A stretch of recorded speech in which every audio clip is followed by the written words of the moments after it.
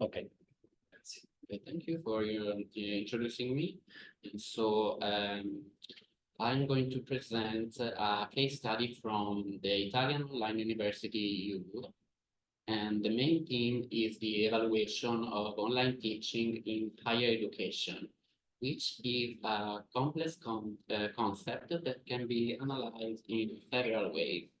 But the most common and probably the most useful one is to evaluate the teaching in general through the measurement of the educational success of the student. And this also will be our case because here we have studied the association between educational success and student demographic characteristics and learning methodology. So let's see a brief historical excursus of distance learning. So in the 2000s, we have seen the birth of the first online universities. And in these years, also the first literature about distance learning and online universities has started too. Then in the 2011, the discipline of learning analytics was born. And learning analytics was defined as the collection, analysis, and reporting of data about learners and their context. And the difference between common analysis about students and teaching and learning analytics is that learning analytics data are usually big data, and they come from directly the learning management system platform. And these data are directly connected with the students' learning methodology. And then due to the COVID-19 pandemic in the 2020, the distance learning was widely disseminated also in non-online university contexts.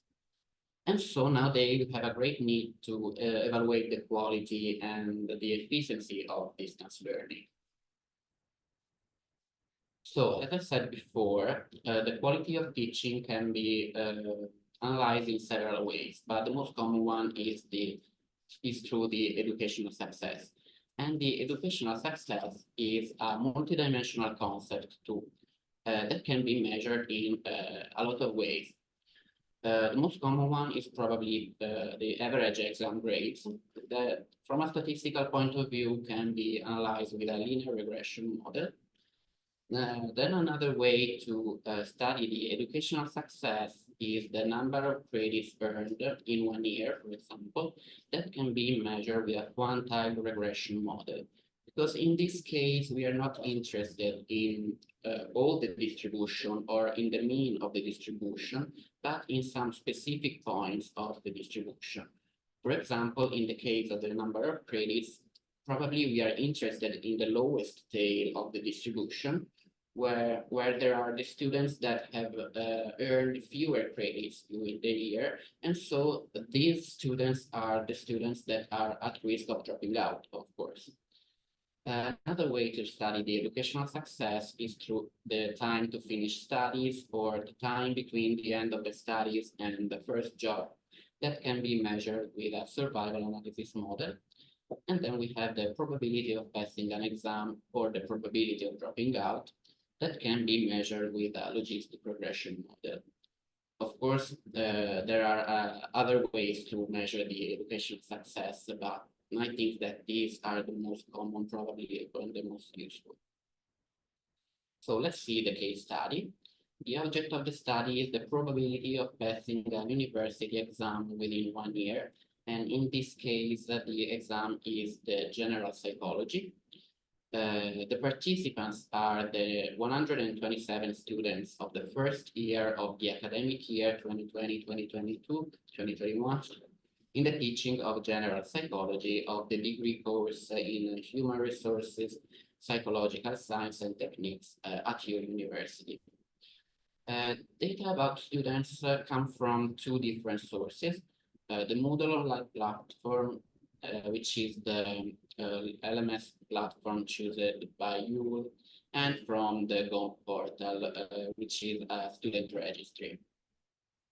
For the analysis, we have adapted a multiple logistic regression model to evaluate the associative impact of the number of activities, synchronous and asynchronous, carried out on Moodle, and gender, age, high school diploma, and area of residence on the probability of passing the general psychology exam within 1 year.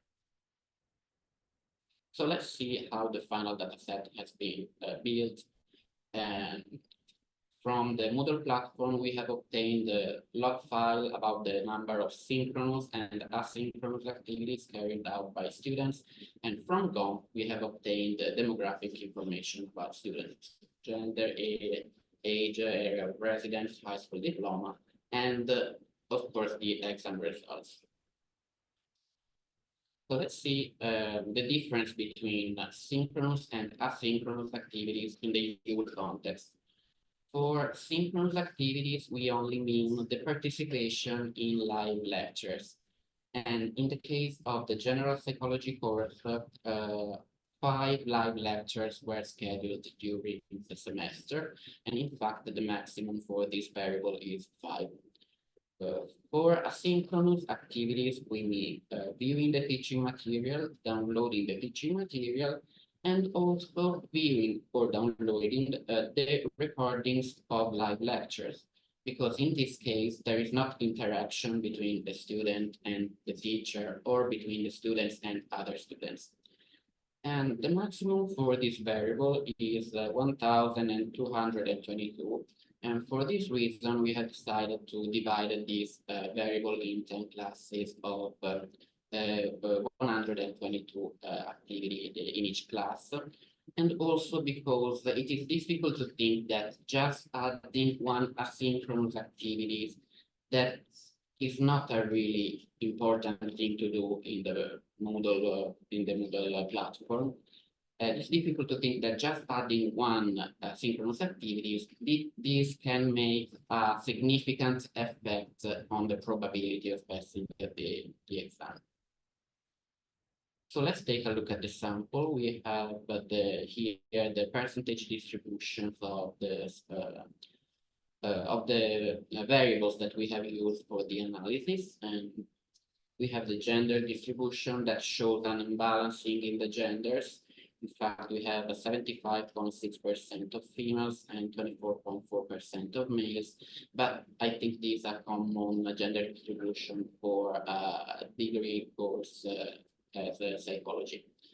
And then we have the age distribution, which is an important variable in an online university context, because of course, usually students don't enroll in the online university right after they have finished the high school, but they usually do it when they already have a job. And in fact, in online universities, there are a lot of working students, and this is also the case of IUL. For the high school diploma per distribution, we have that 1/3 of the students come from humanistic high school, a little bit more than 1/3 come from technical high school, and the other third come from science high school or vocational high school. This is the distribution of the students that have passed the exam within 1 year. And it shows that the percentage of students that have not passed the exam is very high. In fact, it is 68.5%. And this is due to the fact that this exam is in the first year.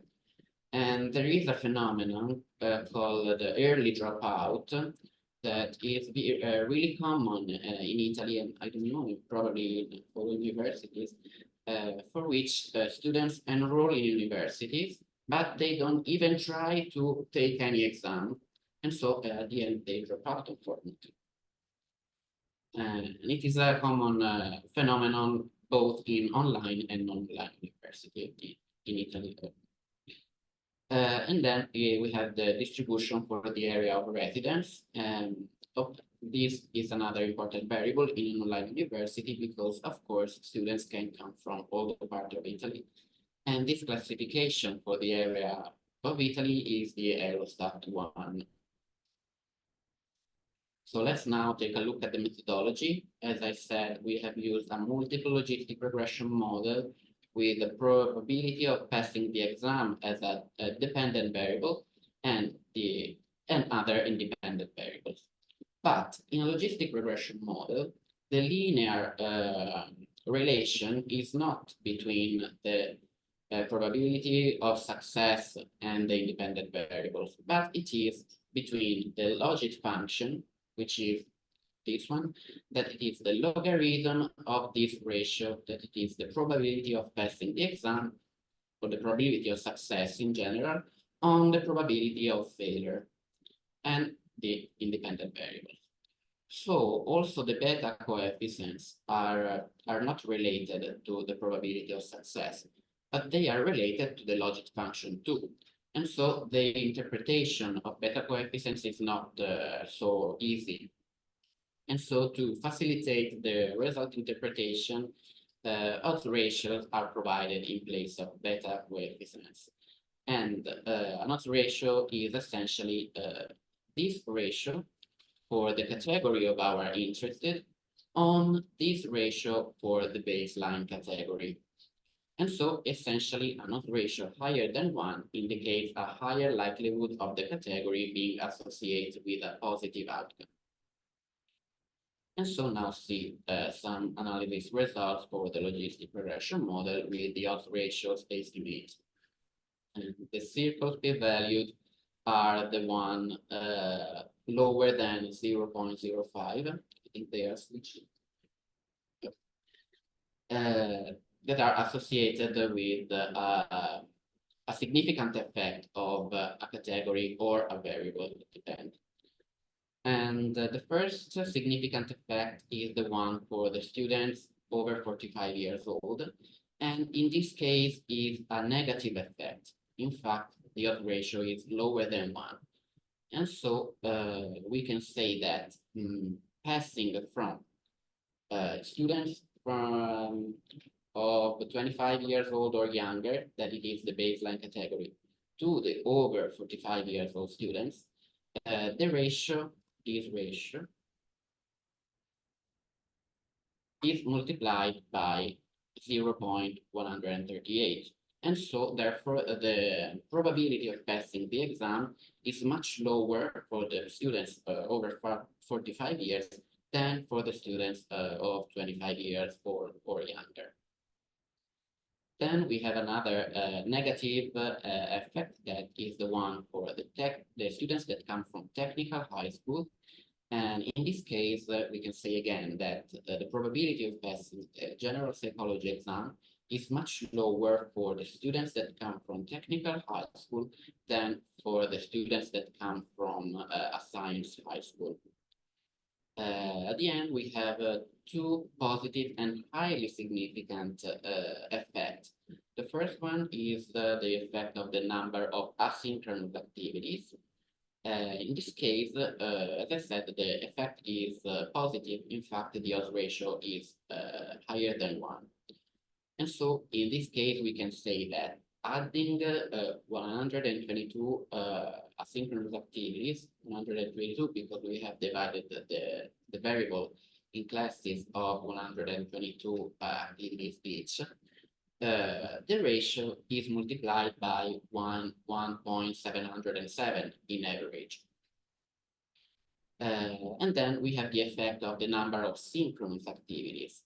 And here we can say that adding one synchronous activity, the ratio is multiplied by 2.219 in average. And so at the end, we can say that the effect of the number of synchronous and asynchronous activities is significant in the probability of passing the exam, and it is highly significant. But we can also say that the effect of just adding one synchronous activities is stronger than the effect of adding a lot of asynchronous activities in average, of course. And so engaging students in both synchronous and asynchronous activities significantly boosts their academic success in online learning. And synchronous activities are crucial for reducing dropout rates and improving educational outcomes through real-time interaction.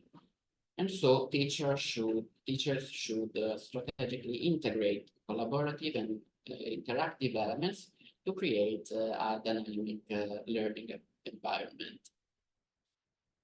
Here are some references. Thank you for your attention. Thank you very much, Giorgio, for the very interesting issues that you shared with us.